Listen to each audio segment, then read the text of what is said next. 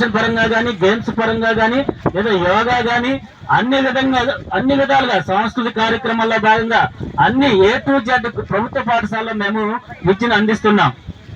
కాబట్టి ఒకసారి మీరు అందరూ ఆలోచించి ప్రభుత్వ పాఠశాలలో ఈ కడిమ ఉన్నత పాఠశాలలో మీ విద్యార్థుల్ని చేర్పించండి. ఈ సంవత్సరం మీరు 10వ తరగతి పరీక్షలు మనకు 4-5 రోజుల్లో వస్తాయి.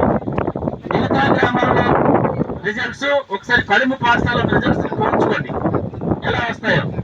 52 మంది విద్యార్థులు ఈ సంవత్సరం 10వ తరగతి విద్యార్థులు పరీక్షలకు వెళ్ళారు.